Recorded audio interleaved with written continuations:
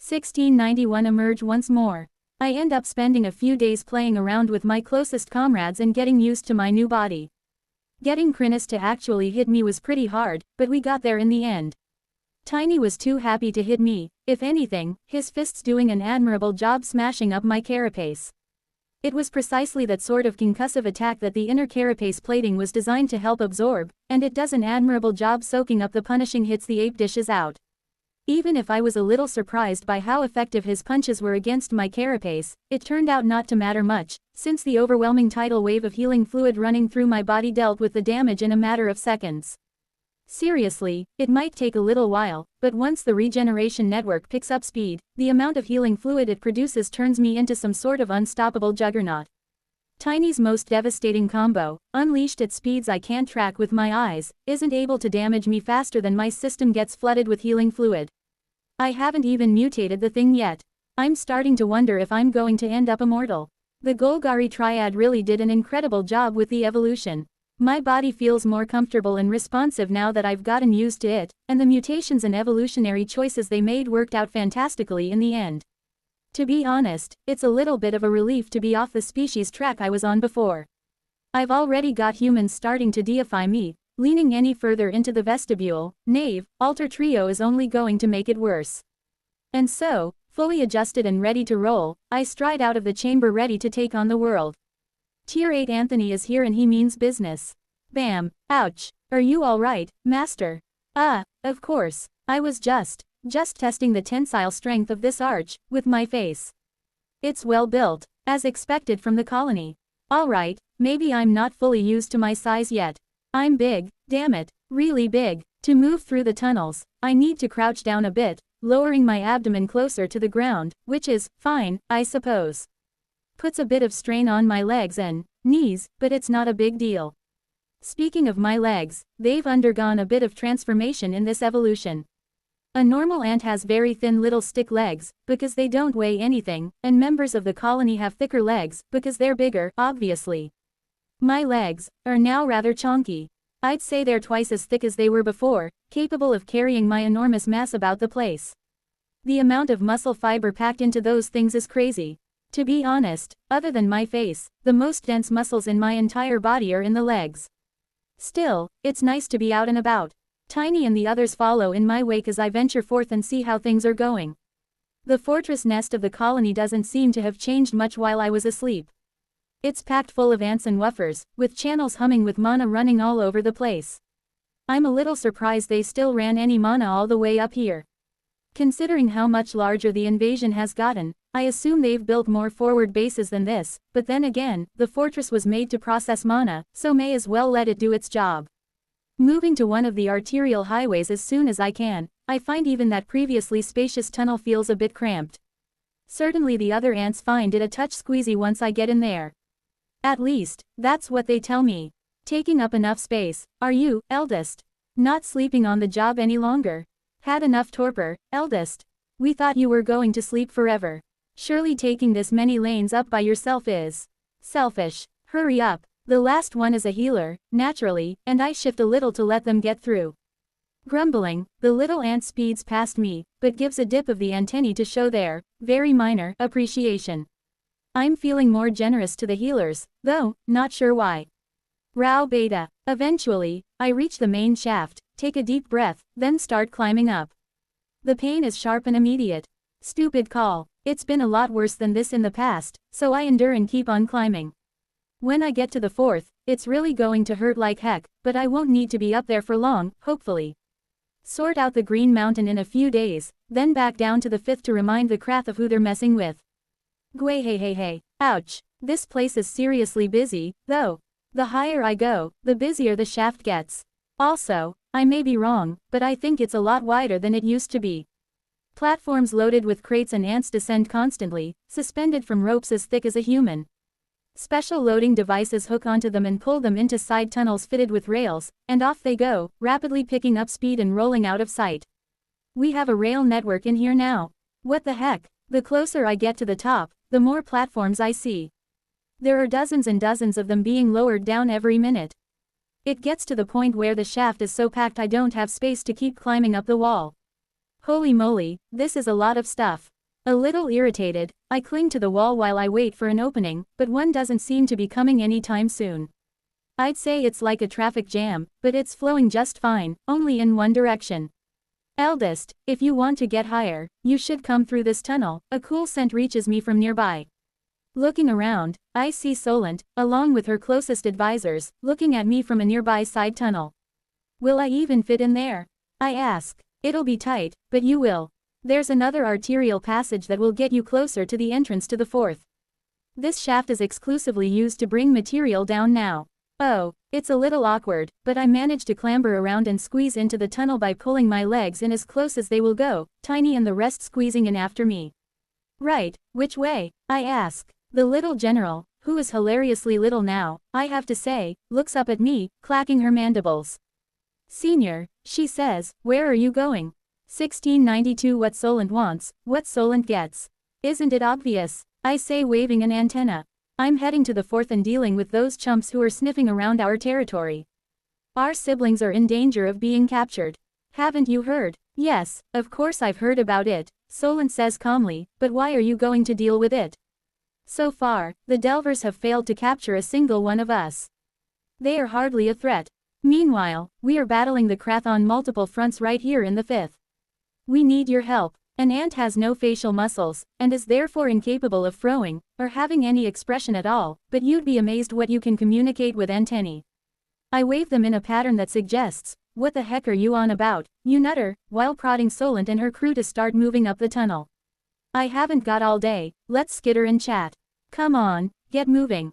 It takes a bit of prodding, but I get them moving and start crawling along behind them. This tunnel really is a tight squeeze. Are you struggling against the Krath? How bad is it? I ask. So far, we are holding on, the general replies. We've made progress and our territory has expanded greatly, but the further we go, the more Krath come to fight us, the more area we have to defend. The fighting is intense. It didn't help that your guardians refused to be too far from your side during your evolution, so we've been without their strength as well. So, what? You want me to ignore the situation in the fourth stratum and get straight into the fight down here? Is that what I'm hearing? Solent remains calm in the face of my rising irritation. Cool and collected, she is, as ever, a logical, unruffled calculator and decision maker. I am in no position to tell you what to do, Senior, she tells me. I only ask that you prioritize our area of greatest need. So far, we have lost nothing and no one to the Delvers in the fourth. Every minute there are casualties in the fifth.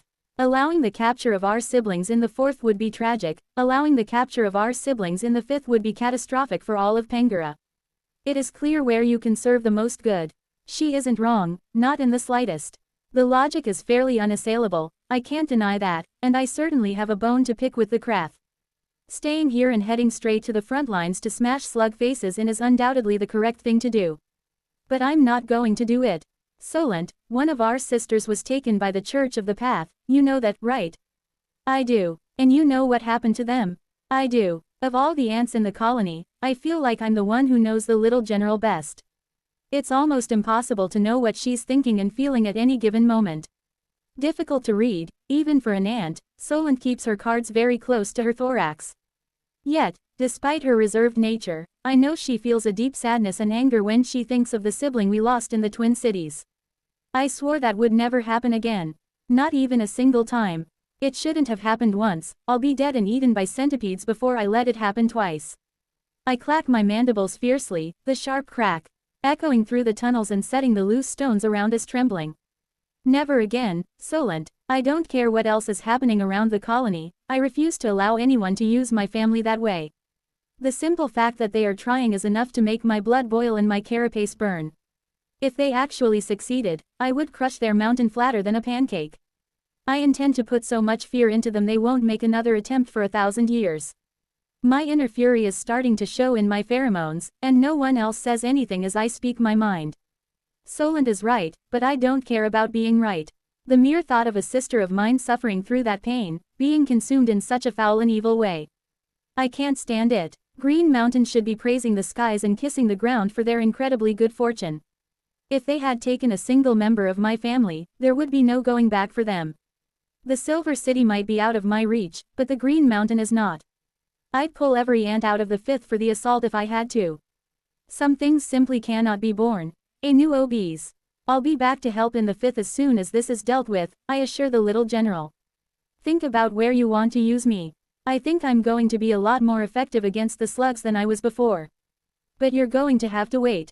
There are 1,000 thoughts and schemes behind the many lenses of Solent's compound eyes. She wants to say something, she wants to persuade me, but I can see her realize that there's no point and her energy would be better spent elsewhere. If you must do it, make sure you do it right, eldest, she tells me. You may never rise this high in the dungeon again. Make sure they get the message, so even if you aren't here, they're too scared to come back. She points an antenna as we come to the end of the narrowish tunnel. Go that way and you will find the path up to the 4th. Good luck. So saying, she's off. I'm not surprised, she's got places to be and things to do. Come to think of it, so do I, especially with this hook in my guts. It gets worse every step. Turning, I head up the tunnel and move toward the 4th. 1693 time to pay. I remember the entrance from the 4th to the 5th. I've seen it lots of times, after all. In fact, I was the first ant to head through it. I do not remember it looking like this. For starters, it's like 10 times the size it was, and rather than a nightmare tunnel into the depths of heck, it's an industrial port which wouldn't look out of place next to Heathrow. What the heck is going on here? Lowered down from above is such a volume of stuff that I can barely keep track of it all. It never ends. No sooner has an empty platform been winched up out of sight than 3 more come down to take its place. The area beneath the entrance is an absolute hive of activity. A logistical marvel in action. Ants crawl all over the place, stacking, sorting, shifting, moving, loading and carting. No sooner has something touched the ground than a crew of ants are all over it, unhooking ropes and moving the cargo into a complex network of rails. Within minutes, they've got it onto the correct line and rattling off to another distribution site, like the shaft I was trying to climb up before. Yeesh. When the council said everything the colony produced was being poured into the 5th, I thought they might have been exaggerating. They probably were, but not by much. If it wasn't clear before, it was obvious now. War in the 5th has been pushing the colony right to its limits. More successful than anyone in history, my family has achieved incredible things, but that doesn't mean fighting down there was suddenly easy. We're keeping up for now, but that doesn't mean we can continue to do this forever. I'll have to think about a few things. But first, I have business up above. There's a tiny area dedicated to stuff going up the tunnel, and my pets manage to get in there and start climbing. Well, Tiny and I start climbing. Chrysalis catches a ride with me and Invidia sits on Tiny's shoulder, as usual. Holy moly, climbing up vertical surfaces when I weigh this much is hard. In fact, my grip skill levels when I'm about halfway up, which is nice. I think I'm going to need all the levels I can get in that department. The pain from the call steadily increases with every step I take, but it's when I reach the top and step into the 4th proper that it really ratchets up a notch. It's nothing I haven't felt before, but that doesn't mean I enjoy it. Rather the opposite, in fact. I know for a fact if I stay here too long, it's going to eventually force me back down into the 5th. Lousy ancients. A part of me is looking forward to giving them a piece of my mind. And my mandibles, if I'm honest. Eldest, welcome back. Oh, a welcome committee. How nice. Sloane and Victor, along with Brendan and Burke, are here to greet me as I climb out of the tunnel. Tiny jumps up behind a few moments later, landing in a classic hero pose with a serious look on his face. He holds it for a bit too long. You did a great job, Tiny. Well done, I tell him. The big ape nods, then shoots me a quick thumbs up, pleased to have his hard work acknowledged. Is he feeling needy since I've been asleep for so long? He wouldn't usually demand this much attention. Anyway, nice to see you again so soon. I assume you're in charge of the mess up here? Yep, Burke says. Not that there's much to do right now. We've retreated and fortified our position, giving up huge swaths of territory in the process. The Delvers keep probing, though, so it hasn't deterred them any. We were worried it wouldn't, Sloane mutters. I think they've started setting up forward supply points and warded campsites closer to the nest. They're staying in the field longer and staying closer to our defensive line than before. If they eventually give up on this angle, I think they'll just try somewhere else. If the colony is forced to pull back into the nests whenever the church and their Delvers show up, our development will slow to a complete crawl. Not to mention we give them the chance to trap our territory and catch us that way. No way. A message needs to be sent. Raw new OS. I'm here now, I tell the gathered council members. Tell me where they are, and I'll take care of the rest. Sloane and Victor both hesitate at that, and I can tell they're still worried. Are you sure you know how you're going to approach this situation, eldest? It's delicate. I can be delicate, I assure them. I absolutely know how to be delicate. Trust me, my touch can be so light, you won't even know it's happened. I'm like a feather's dream of a feather. You have no intention of being delicate, do you? No, I do not. 1694 agreements. Where is it? Chiron demanded. Solent looked up at her, clacking her mandibles softly. You could be referring to any of a million different objects, Commander. How can I possibly know which one you mean? The legionary officer was certain the ant knew perfectly well what she meant. The monster, she snapped. I know it's left the evolution chamber and you haven't alerted us. This isn't what we agreed. The little ant drew her antenna through her elbow joints. Don't tell me I could be referring to any of millions of monsters, Chiron said, you know to what I refer. I know to whom you refer, Solent returned. The eldest is not an object, they are a being, a person. You should refer to them as such. The Legion does not and will not recognize monsters as people, Chiron replied. It wasn't the first, nor the fifth time they'd had this argument. Chiron refused to budge, and Solent wouldn't stop bringing it up, so they were doomed to repeat it over and over again. The eldest awoke several days ago and has been recovering in the company of their family. We were to be informed when they left the chamber, do you not recall your own agreement? Chiron demanded. I was just on my way to inform you, as a matter of fact. Why do you think I'm here, so close to your barracks? Games. Always more games. Chiron glared at the ant in front of her, but Solent merely stared back, cool and placid as always.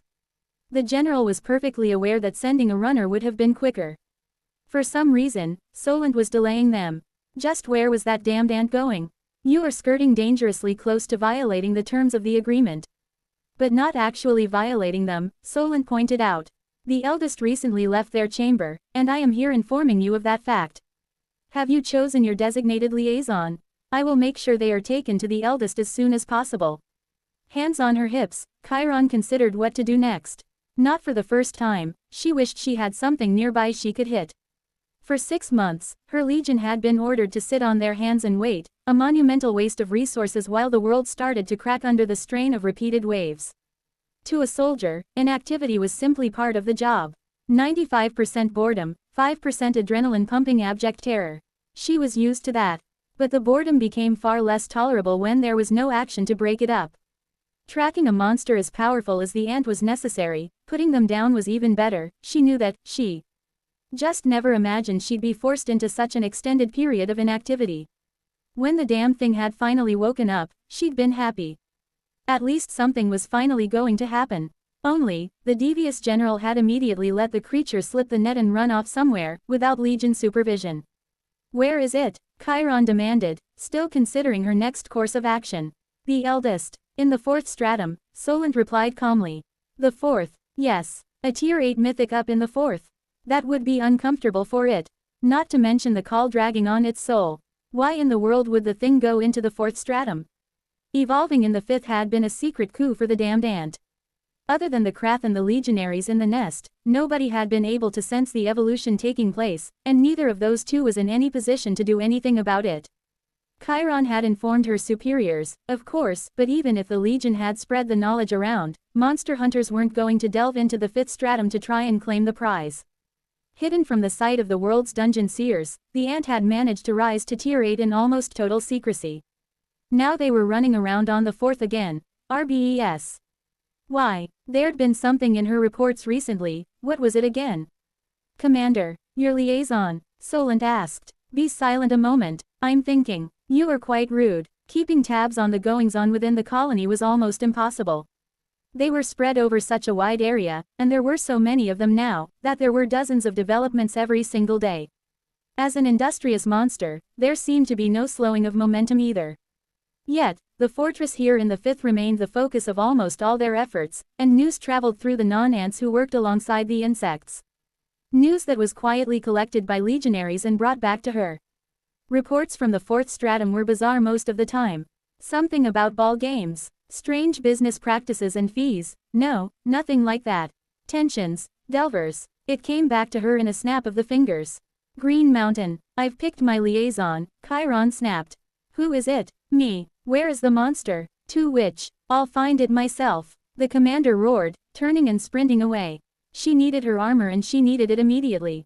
Solent watched the commander run, impressed by the speed at which the human woman could move. Her agreement with the Legion meant that they were able to keep a liaison with the eldest at all times, though the post had been redundant while they were sleeping. She hadn't expected the commander to choose herself, and she would probably insist on taking some of her officers with her, which would skirt the edges of the agreement they had made without breaking it. Yet, would a handful of legionaries be able to handle the eldest anymore? Solent doubted it. She doubted it very much. Well, back to managing the largest war in the history of the Fifth Stratum. Did these people really think she didn't have anything better to do? 1695 Delving. The practice of delving the dungeon is as old as the cataclysm. During the time of rending, the world below became open to the surface for the first time. Other than horrific danger, there were many things to be found in the depths. Without the efforts of those first delvers, even the remnant of civilization that survived the cataclysm would not have endured. Metal and wood infused with mana, rare gems and crystals capable of channeling power, many were the wonders of the dungeon at that time, when magical energy was at a dizzying, unimaginable level. In the modern day, delving is a time-honored profession, exploring and seeking riches, battling monsters and unearthing rare prizes within the depths. Operating at all accessible strata, the men and women who ply this trade are among the bravest, most adventurous and strongest to be found outside of a professional military. For this reason, they are to be respected. Excerpt from Delving, an Introduction, by Chrysalis. You hear that? Seamus whispered. Elsie tipped her head slightly and closed her eyes, focusing on her hearing. She could hear many things. Monsters fighting in the distance, the drip of water, a monstrous vine trying to sneak up behind her, the breathing of a half-dozen delvers within 100 meters. Yet, she was sure none of that was what Seamus referred to. No, she replied softly, opening her eyes as she flicked a tongue of fire behind her. The vine flinched away from the burst of heat, hesitated, then kept coming. Whatever it was connected to must be hungry. With so many delvers in the area, there had been far fewer monsters to feast on, causing it to become desperate. She turned and worked her mana, fire igniting between her hands. Fire magic wasn't the most circumspect way to attack something, but it was highly effective against most plants. Thrusting her palm forward, she sent a finger-wide beam of concentrated blue flame searing along the length of the vine, which shriveled and burned away in a matter of seconds. Are you all right back there? Seamus muttered. Dealing with a vine, she whispered back. Cursing under his breath about how irritating plant monsters were, he went back to listening, his ear pressed into the ground. I heard something big moving around. Real big, he told her. Not sure what happened, but it's gone now. Gone. If a large monster, like a thunder lizard or monarch beast were thumping about the tunnels, they didn't just disappear. I'm not sure. I could feel the vibrations, clear as sunshine, but they just stopped. Maybe it's standing still. Maybe. Seamus kept his ear pressed down for a few moments longer before he straightened with a frown. Balding, bearded and with scars across his face and arms, Seamus was everything Elsie wanted to see in the leader of a delving team.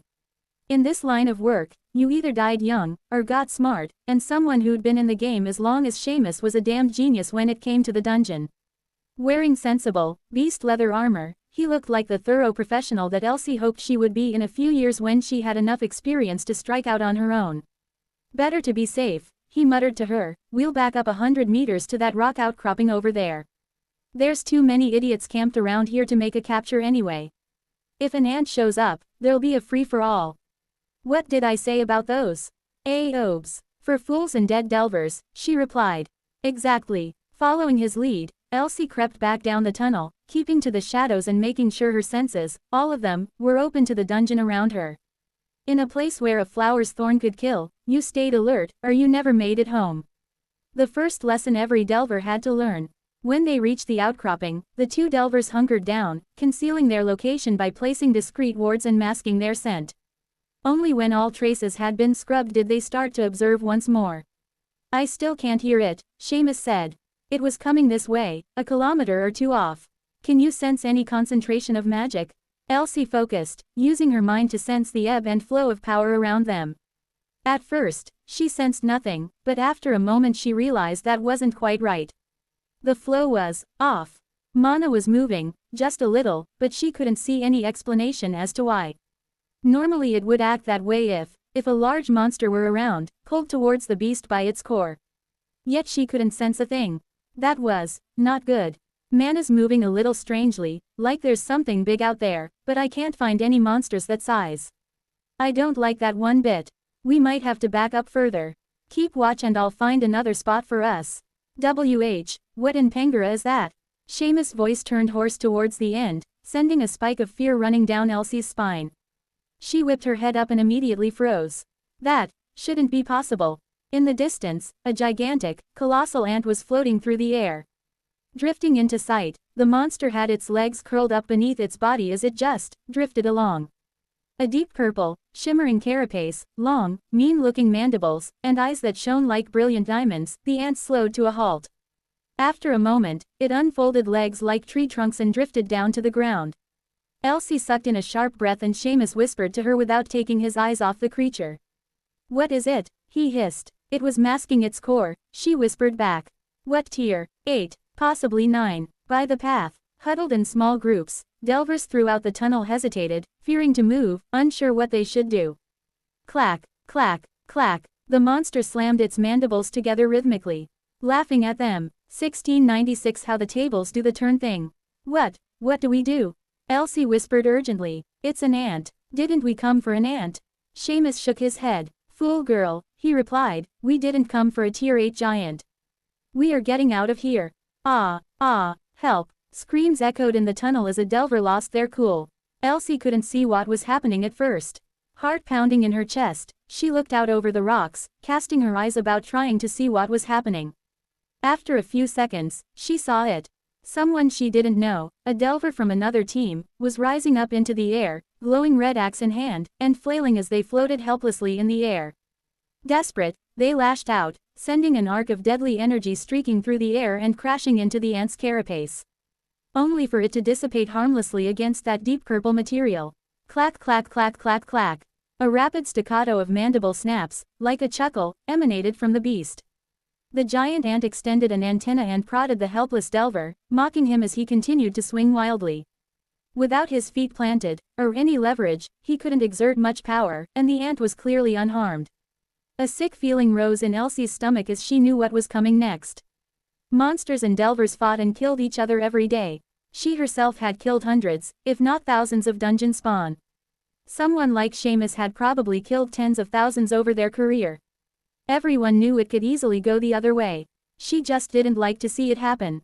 Mandibles opened wide as the screaming delver hung in the air, right before the monster's face. "Whoa, it's got me. Attack." Another voice cried out, another person, drifting up into the air, rising from their concealed location against the tunnel wall. This time, someone listened and leapt out of hiding, both shining with golden light as they pulled back on the string. When they released, a beam of pure radiance fired from the bow, slamming into the monster's side. Shards of light scattered everywhere, blinding Elsie for a moment as she raised her hand to shield her eyes. The ant was unharmed. "Get out and fight," the archer demanded, stringing another arrow to her bow. "Are you going to let it snatch us out of hiding one by one?" Her voice rang through the tunnel, and, after a moment, others leapt to her call. Bolts of sizzling magic tore through the air and detonated against the ant's carapace. Warriors leapt out of hiding, brandishing their weapons and sending deadly arcs of blade light against the creature. "Watch for the mandibles. Spacing.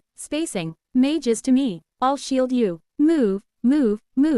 Don't stay still." A dozen delvers joined the fight, calling to each other as they drew on their years of experience to try and coordinate. They'd all fought against strong monsters before. It was hard, but a skilled and organized group could get the job done. It was the only way to get the job done. Ra knew OS. For a moment, Elsie didn't think the ant was even moving, but as she stared, through the explosions and barrage of light, she could tell it was making minute positional adjustments, shifting its body, angling its carapace to receive the strikes. Yet it didn't appear flustered, it didn't even appear to be fighting back. Two delvers still hung in the air, flailing, unable to free themselves from the invisible force that bound them. "Are we going to join in?" Elsie asked urgently, half raised from her crouch already. "Wait," Seamus hissed, his gaze fixed unerringly on the ant. "Something isn't right here, other than the gigantic ant fighting us in the tunnels. Had the ants finally decided to push back? The monsters had been in hiding for so long, Elsie had begun to think there was no point looking for them, regardless of the reward posted. She examined the ant more closely, her delving instincts trying to assess the value of the creature. Realizing she couldn't put a name on the materials she could see, Elsie felt like that number was going to be quite high. Still, you couldn't spend money if you were dead. Give it a minute, Seamus told her, intense focus on his face. I'm no coward, but I won't leap in over my head and get killed. A moment later, the two of them flinched back as intense pressure assaulted their minds. Elsie could feel mind magic being pressed against her. She tried to fend it off, but taken by surprise, she could only feebly push back as a bridge slammed into place. Trying to capture ants, the alien mind mocked them. Well, I'm right here, come and get me. Purple light exploded from the monster's carapace, and Elsie felt herself rise into the air. Keeping her wits about her, she looked down and found herself falling toward the roof. 1697 captured. A stalactite rushed to meet her and Elsie reacted on pure instinct, spinning like a dancer in the air as she parried the stone and flipped, landing on her feet. She looked up, or down, to the floor of the tunnel beneath them, wondering how she could get back there. Seamus had also landed somewhat gracefully, grunting as his feet slammed into the stone. What type of magic is this? He wondered, crouching low, eyes still focused on the fighting in the distance. I have no clue, Elsie said, settling in beside him. Have you managed to cut the mind bridge? He asked, and she shook her head. Neither have I, he grunted. Must be a powerful mind in that beast to overcome our enchantments. Mental illusions were a common tactic for some of the most deadly monsters in the dungeon. All delvers protected themselves in one way or another. The fighting wasn't going well. Cries and shouts of alarm and fury rang out as the bulk of the delvers had fallen into the ceiling, just as they had. Professional delvers, it didn't take them long to adapt, regaining their footing and redoubling their attacks, only for the switch to happen again. Elsie couldn't help but yelp in surprise as she once again began to fall, in the normal direction this time. Seamus was ready and landed with ease, throwing himself down into the rock once more, concealing his presence. She managed a reasonable landing, able to plant her feet and dive into cover quickly. The delvers fighting weren't so lucky. In the midst of launching attacks or dashing, they fell awkwardly, several crashing into each other as they landed. Ha, you don't even seem to know which way is up or down. The ant continued to mock them, and Elsie felt unease creep up her spine. Could this monster really flip them upside down whenever it wanted to? Was it even possible to fight something like that? Even more worrying, she studied the beast and saw it was almost totally unharmed. Not long ago, it had been suffering under a barrage of spells and strikes, but with the delvers thrown off balance, she had a clear view of the creature. No matter where she looked, she saw nothing but exceptionally superficial damage to the carapace, and as she looked, even that seemed to fade away with absurd speed. Did you see that regeneration? She hissed. I did, Seamus confirmed grimly. A powerful healing gland inside that thing. Regeneration fluid was something monsters could produce with ease, but humans couldn't. I've given you enough chances, the ant said condescendingly. Elsie tensed, wondering what was going to come next. Would the slaughter begin? Was it time to run? Would the delvers manage to turn the tide? A flicker of purple light sparked within the ant's carapace. It pulsed once, twice, then exploded outwards, a dome expanding at rapid speed. It raced over the rock, dyeing everything it touched dark purple. When the first delver was caught inside, they slammed into the ground as if struck from above. Run, Seamus roared. By the time Elsie turned, he was already off, mid-dash as his explosive speed launched him forward. She braced her legs and leaned forward, heart pounding in her chest as she prepared to do the same. Not fast enough. The light overtook her in crack. Her skull smashed against the stone with such force she blacked out for a moment. Seconds later, she groggily awoke, only to see nothing. Her face was mashed into the tunnel floor, her nose was thoroughly broken and she thought she tasted blood in her mouth. What had happened? She tried to rise, tried to turn her head. It was impossible. As if a mountain pressed into her back, she couldn't move an inch, trying to shift her neck only felt as she were driving her face further into the stone. The weight was total and unyielding. With rising panic, she realized she couldn't breathe, couldn't muster the force necessary to suck air into her lungs. It didn't make sense. Something like this was impossible. She tried to fight back with her mind, use her abilities to break down the mana holding her down. Elsie knew she was in some sort of domain, Breaking down something like that wasn't easy, but it wasn't impossible. Yet, the energy was so absurdly dense she felt like she was trying to break down a brick wall with her bare hands. No matter how she tried, she couldn't take hold of it. Panic rose. Was she really going to die like this? As if to answer her question, she felt vibrations through the rock as something enormous drew closer. Every step of the giant monster shook the ground, and with 6 legs, there were a lot of steps. Louder and louder, as the beast approached, only to stop right next to her. She didn't need to look, she could feel the monster's core, burning like a star, right above her. Well now, up you get. All of a sudden, the weight was gone. Desperate for air, Elsie flipped herself and gasped in a breath, sucking in all the oxygen she could get. Looking down at her as if she were an insect, the giant monster stared impassively through those glittering, diamond eyes. Let me get your friend as well. There was a gasp not far away as Seamus did exactly the same as she had. Her spirits fell, so he hadn't escaped either. I was expecting more out of you lot, the ant mused. You wanted to come hunting my family, and this is the best you can do. Hopeless. Elsie carefully didn't answer. To hunt a monster this powerful, 30 to 40 delvers would usually gather, study, train and prepare for weeks before making the kill. A dozen of them taken by surprise never stood a chance. There was no reason to tell the monster that. I'm in your head. You don't have to tell me, the monster said. Elsie's eyes widened, and she carefully stilled her thoughts. Up, come on, up. I don't have all day to wait for you to catch your breath. Urged by the creature, Elsie staggered to her feet and saw Seamus do the same. The monster shepherded them together, then loomed over the 2 delvers while they braced themselves for their inevitable fate. Do you have any idea how much I'm worth? The ant asked them. Else blinked. Probably a lot, she hazarded, unsure what the creature expected from them. Probably. Please. You clearly have no idea what you're looking at. Here, take this. Lifting a giant foreleg, the creature held out something in its claws. Elsie reached out with her hands and the ant released it, letting the object fall to her. She nearly fell to the ground again, it was so much heavier than she thought. Looking down, she realized she was holding a shard, about palm-sized, of the material that made up the monster's carapace. That is a specially compressed form of diamond. Hyper-dense, highly mutated, and absolutely one-of-a-kind material. This is 6th stratum or lower stuff, and I am covered in literal tons of it. And that's just the start. My muscles, my eyes, look at these things. Unsullied crystal. Imagine what some king would pay for one of these puppies.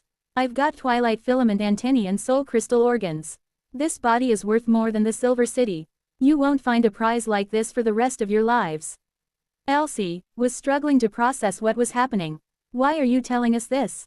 Seamus said. Why give us this? He gestured to the hunk of diamond. Because you need to show it to the others, the ant told them flatly. I don't have time to crawl through these tunnels looking for delvers. Much easier if they come to me. Why would you want that? Because I'm hunting you. Every single one of you. That lot back there are my first haul, but they won't be the last. Not to worry, I won't kill them. In fact, I'm feeling generous. Tell Green Mountain they can buy them back from me. My prices are fair. Do you really believe that the delvers are going to be blinded by greed and come after you? We aren't so foolish. The ant clacked its mandibles in that same, staccato pattern again. Laughing. Yes, you are, the ant assured them. Run along now. I'll see you again soon. 1698 Greed. Rare indeed is the individual whose appetite is equal to their capacity. Humans especially, they always want more. Excerpt from Observations of Merchant, by Historian. A churning mess of panic, relief and anxiety thundered through Elsie as she saw the staging camp come into sight. Even when the monster had dismissed them, she hadn't believed it was truly going to let her go. Every step, she expected it to descend on them with those savage-looking mandibles, each the size of a merchant's wagon, or crush them with its strange magic. Yet it hadn't happened. Even then, she hadn't let herself believe she was going to survive. The monster was only using them to track down the camp and capture more delvers. As soon as they got close enough, it would squash her and Seamus and that would be the end of it.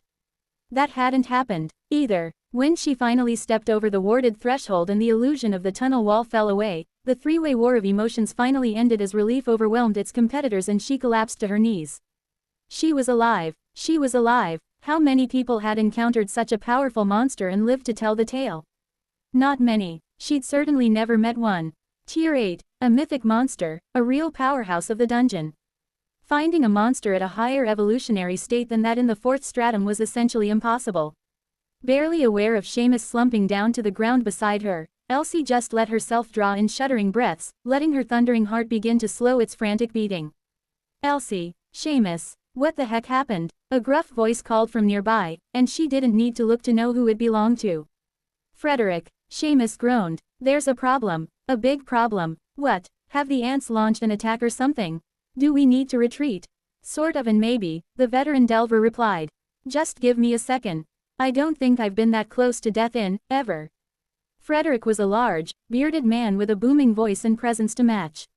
One of the most senior Delvers in Green Mountain, he was in charge of this forward camp and a liaison for the Union.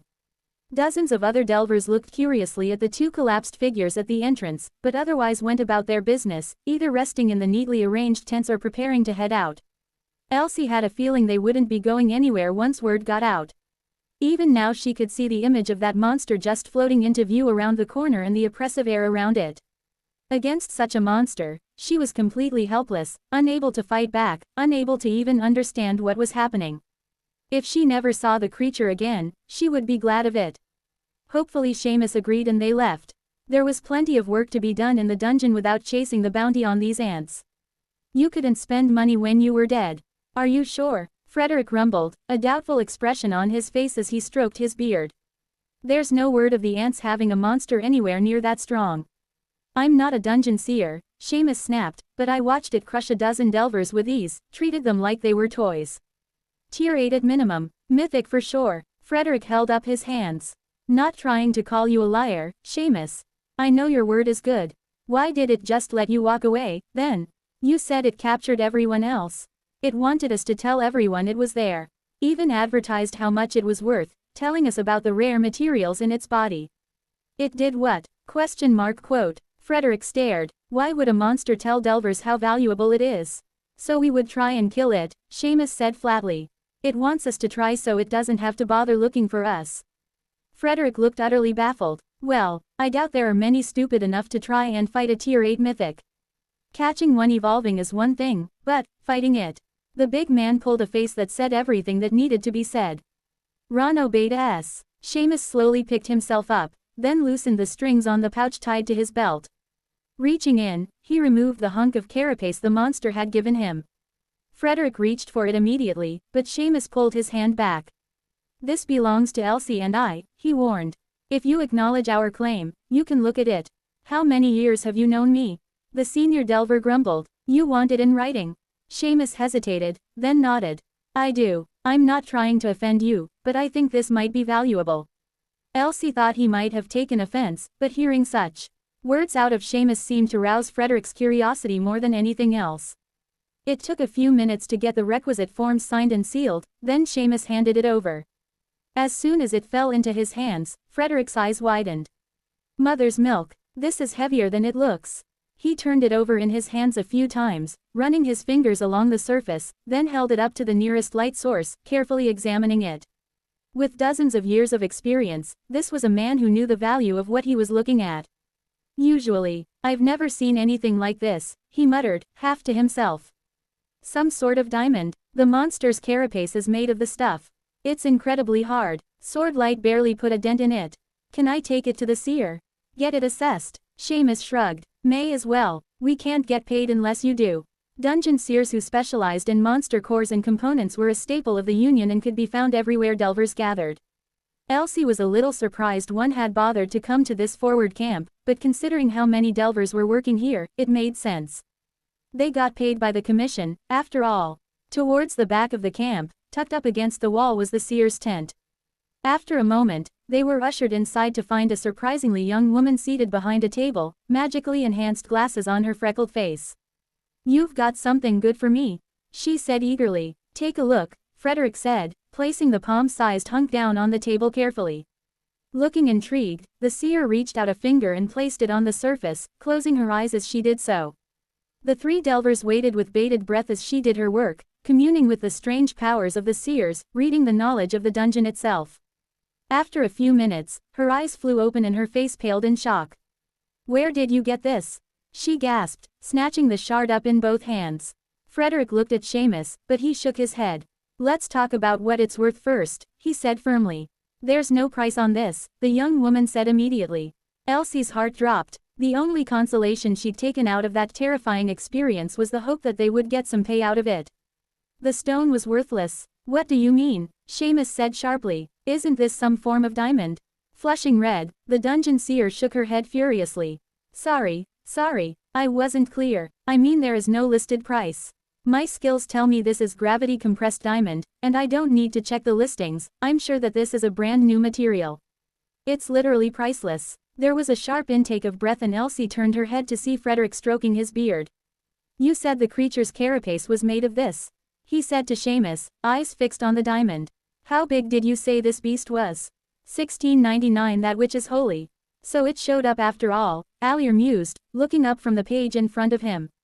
Once again, the view from his villa on Green Mountain was spectacular. Known for the dense foliage that filled the populated areas, he saw a carpet of gently waving green laid out before him, sloping down towards the sparkling lake. Filled with light and life, the air was fresh and invigorating, filling his lungs and leaving him feeling refreshed and energized. Truly, he had suffered for years in the third, extracting elixir from demons and making deals on behalf of the path. Returning to the fourth was nothing but what he deserved after so much suffering and sacrifice. To whom are you referring, Grand Priest? The deaconess Martha asked from across the table. These breakfast meetings had become routine lately, discussing the latest report from the Union on the progress of the Delvers. Not that there was much progress to discuss. Somehow, despite the enormous reward offered, not a single ant had been captured since he started this venture. Allier wasn't too concerned. The ants had reacted predictably, as simple-minded creatures were wont to do, and retreated, walling themselves in and making it impossible for the Delvers from Green Mountain to access their nest. That simply meant he needed to explore another avenue. Word of the bounty was spreading across the Forth, and there were many Delvers willing to chance their hand at capturing a live ant. Either the insect monsters retreated entirely into their nests, or he would have his live specimens. Either option was a win as far as he was concerned. Weakening the ant monsters and making them more vulnerable would give him what he wanted, it would just take more time. Yet, with those live samples, he would be able to craft more elixir, and with it, sow yet more seeds of a mighty crusade. There was interest out there, he knew that for a fact. All they needed was a push. He'd been able to gather such a large volume from the first ant, but no one was willing to commit their resources without further proof. He needed more. The Tier 7 ant raised by that nest of monsters, he said. You may have heard about the ruckus it caused at the Silver City. I have, yes. We thought it had gone down into the 5th stratum and died. There's been no news of it for months. Now it suddenly turns up in the tunnels and scares off all the Delvers. I wonder where it's been all this time. Something must have happened. Perhaps the ants had suffered a defeat at the hands of the Krath and been driven back, returning the ant to this stratum. Even that didn't quite sit right. The ants should have been defeated months ago, so where had this monster been? Actually, I'm not so sure the Delvers are planning on retreating, the deaconess said, passing another sheet from the daily report to him. It was a brief summary written by a dungeon seer close to the front, assessing the potential value of the powerful ant. Allier frowned as he read through the details, wondering how they managed to learn so many of the materials contained inside the creature. When he got to Soul Crystal, he nearly spat his coffee out onto the table. What? He spluttered. Soul Crystal was immensely valuable to the church. It resonated with the hearts and minds of the devout. Hardly any of it had ever been found in the dungeon. When the church found out about this, they would dispatch a judgment battalion without delay. Grinning from ear to ear, Allier kept reading, only to blanch again when he reached the number at the bottom of the page. Although the seer repeatedly stressed it was an estimate, such a sum was enough to buy kingdoms. Even 1,000 Delvers could live a lavish existence if they split such a sum.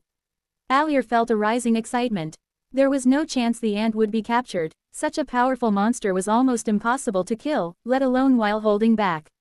Yet, if they managed to finish it off, the ants would be severely weakened, and perhaps even launch an assault to get revenge.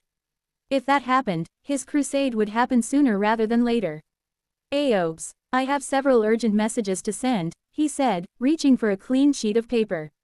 The church must be informed of this monster, and we must inform the Union of our price for the Soul Crystal.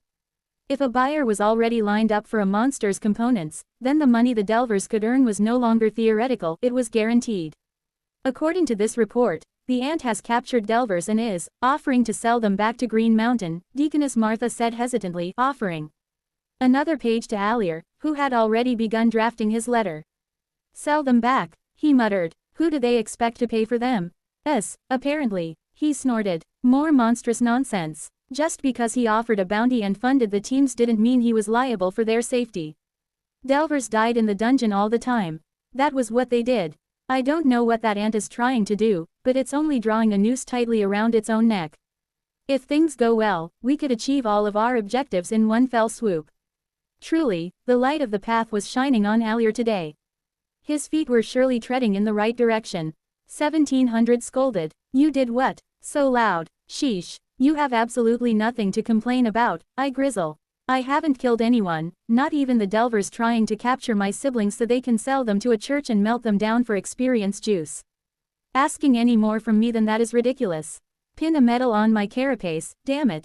You leaked details of your own physical body in order to lure Delvers to try and attack you.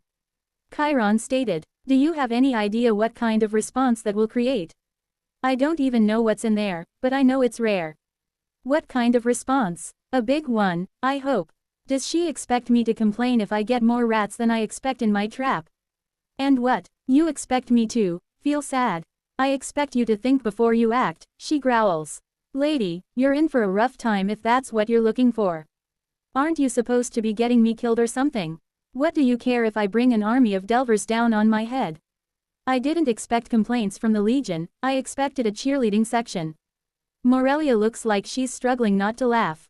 I was taking a break and spending time with Tiny and the gang when Chiron and her two most senior officers turned up.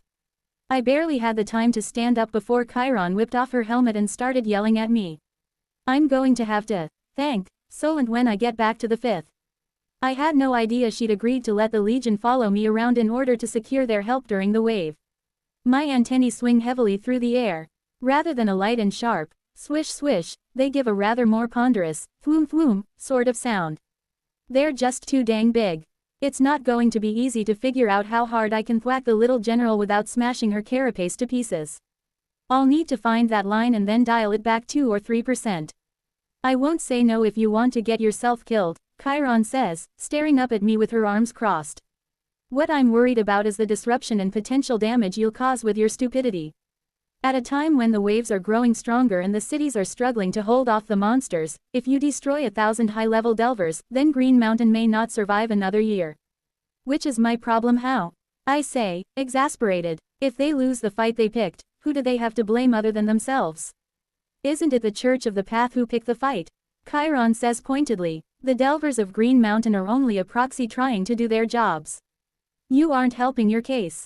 Their job is abducting my sisters to be painfully and slowly melted into vitamin smoothies. Why am I supposed to show infinite forbearance when it isn't shown to me and my family? Come to think of it, how in the heck am I getting lectured on this by a member of the Legion? You lot are entirely without chill when it comes to monsters. Chill less. No chill to be found. I point an accusatory antenna at the commander. You have ties to Green Mountain, don't you? Grew up there. Family. Own a quaint bistro. Investment property. Got married in a scenic church 30 years ago to a poet named Romero, and now that he's gone, all you have left are the memories and the sandals you wore when you strolled along the beach hand in hand. That got surprisingly detailed. Morelia's shoulders are literally shaking and the other officer isn't much better off. He's holding it in so far, but his expression is suspiciously tight. If something doesn't change, he looks like he's going to pop. Chiron is silent for a long moment. I was born there, she begrudgingly admits. Well, maybe spend some time convincing the people of your birthplace not to poke the bear. In this instance, it's not a bear, though, it's an ant. But, like, a really big and powerful one. Poke the ant just doesn't sound as impressive as poke the bear. Should I go and get Sarah? She's a type of bear. I'm pretty sure she can eat a whole lot of Delvers. Though she wouldn't like that. Look, I'm pretty sure the colony even tried to pay off Green Mountain and they refused our money in order to keep hunting us. I really don't think they have a leg to stand on when it comes to how we treat them from this point forward. I'm trying to be as polite as I can while still telling Chiron to butt out. She's totally aware of it as well. I'll be keeping an eye on you for the near future, she growls, glaring up at me. I'm aware you're being as generous as you can be, but I'll be forced to act if I believe you are going to bring harm on the sapient people of Pangara. Which doesn't include me. Which doesn't include you. Sheesh. These people are hopeless. I feel like I need to remind you of something here, Chiron. When you say you're going to act, I assume that means you're going to try and stop me from doing what I want. I drag my antenna through my elbow joint. It's incredibly satisfying to have them be clean and free of dirt and such. Now, a thought comes to mind when I picture that scenario.